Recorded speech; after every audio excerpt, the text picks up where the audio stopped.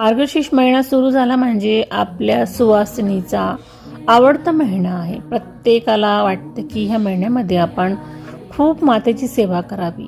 तर माता लक्ष्मीची आपण सेवा तर करतोच, त्याचप्रमाणे अन्नपूर्ण मातेची सुद्धा सेवा करणं या महिन्यामध्ये अत्यंत महत्त्वाचं आहे. तर प्रत्येक शुक्रवारच्या दिवशी तुम्ही अशा प्रकारे खिरीचा नैवेद्य दाखवू शकता. त्यामध्ये तुम्ही शिरा बनवू शकता किंवा हलव्याचा नैवेद्य बनवत असताना त्याच्यामध्ये गुळाचा वापर करा, मधाचा वापर करा आणि आपण मनुका, त्याच्यामध्ये विलायची आणि केशरयुक्त अशा वस्तूंचा वापर करून आपण खीर बनवायची आणि मातेला अर्पण करायची.